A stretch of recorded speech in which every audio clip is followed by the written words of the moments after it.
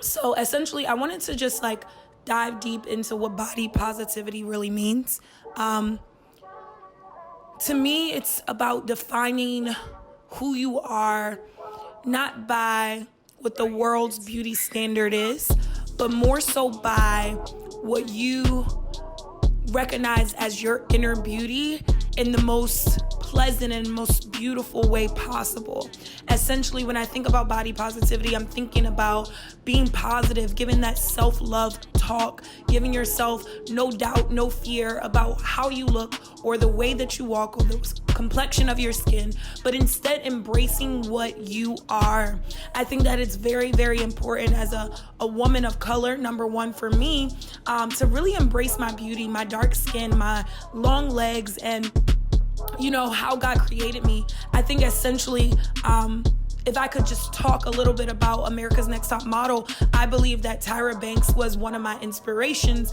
Just being able to see a woman of color constantly on magazines, constantly running her own thing, her own TV show, constantly, embracing other women of color and other women in society despite how they looked.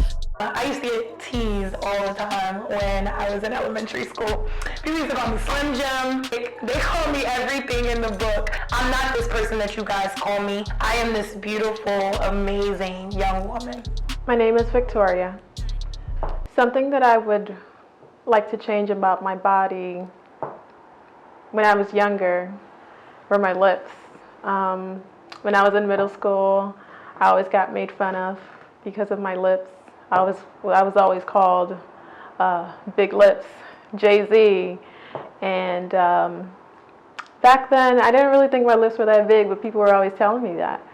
So I wasn't a fan of it. I felt bad about it. Sometimes I would tuck my lips in a little. And it wasn't until I got to college that I started to love my lips. I started using different colors lipstick. I started using pink, blue, red. All my friends remember what I put them through. So I love my lips now. So what inspired me to start to show off my lips was I was in the beauty store and I saw different lipsticks, and for whatever reason, dark-skinned women like me were always expected to wear nude colors or just darker colors, and red was just a taboo. So I was just walking around and I saw those colors and I was like, why not? Why not? It's not just for other people too. I think right now where I am, I love everything about my body. I love my hair. I love my lips. I love my nose.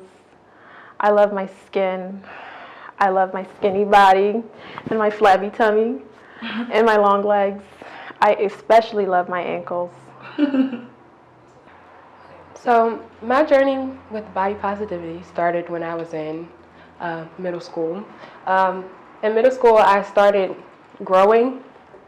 6th grade, when I went from being a normal height girl to being 5'9", and then after that I just started growing more and more. I had to really learn how to love myself and learn to love my height because I was getting bullied for it. People would call me a tree, they'd be like, oh, that's a skyscraper, she's a giraffe. Even though they say they were joking, it was kind of like, but that hurts my feelings, So I just really had to learn how to love myself for myself. I looked at other tall women. I looked at how they stood, how they walked. I had a tendency to slouch. I didn't wear heels. I didn't do any of that. So looking at myself now, like through my journey, I've learned to just overcome that fear of being taller than everyone. I just make sure that I'm just okay with myself. My name is Yvonne, spelled with a Y, but most people call me Vonnie.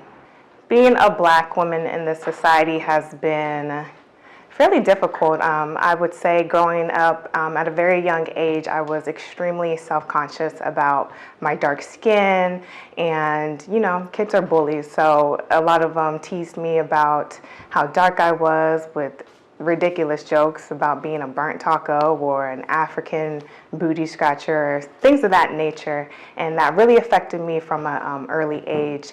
And I'd say that growing up, it definitely stunted my thought process on what the image of beauty really looked like. So growing up, I shied away from bold colors, I shied away from taking pictures, and kind of just staying out of that spotlight because I didn't want to bring attention to myself.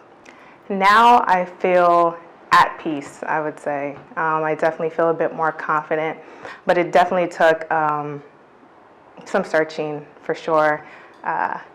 For me, I definitely lean on my faith, and I pray a lot. I had to do a lot of self-reflection on who God made me to be and how strong He made me, how beautiful He made me, and how I am different for a reason. So with that being said, I know that I stand out just because of how dark I am. But understanding that my darkness has made me beautiful and has definitely put me in a place where it's a little different, but definitely something I've embraced to be beautiful. I am K to the E to the, sorry, Kelly, the photographer. Okay, so generally, I get a lot of women who come to me who are very subconscious about their body, very, very subconscious, whether it be their stomach, their breasts, you know, their arms. But what I try to shed light on at the very beginning of a session, it's my goal to make sure that we highlight the areas that they really like about themselves. So we do have a conversation about, okay, so what do you like about your body, you know, because the one thing you don't want is for a client to be dissatisfied, you know, with their final product, and it's because they are, you know, they have a little pudge, or they have, you know, maybe a little fat roll here or there, you know. So we definitely had that conversation to try to highlight the areas that they feel most comfortable with, and then I will make sure that when we're shooting that I try to accentuate those areas.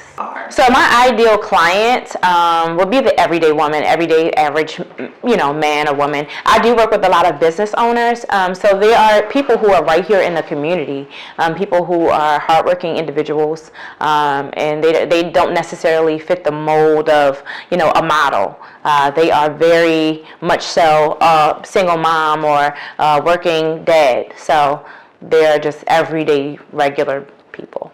I actually have worked with both, you know, the average day person and models, and I guess I would say the one thing that I do find in common is that we do all have insecurities. We do all have things about our bodies that we just don't like, and that may take a little bit of time to get used to, but what I would say is spend time with yourself, spend time with your inner self, trying to figure out who you really are, the things about your bodies that you really do like, and then maybe, you know, when you go to have a photo shoot or a film or what have you, have that conversation with your photographer or your videographer and let them know, like, hey, you know, these are the things I struggle with. Let's sit down and, you know, maybe create a plan on how we're going to highlight those areas. I don't think my body issues came in until I actually had a baby. Growing up, I was fine. Like, I was always, you know, fine with my complexion. I don't have the straightest teeth either, so I'm representing for the Snaggertooth Nation, okay? But I'm fine. I'm like actually fine with that. My midsection though, that's a whole nother story. So yeah, so that's something that I struggled with for years. Like after having my son, you know, it's hard getting that weight off. But even with that, I have found and spent time with myself, and I have found that it really doesn't matter. I'm beautiful and I accept myself where I am. So.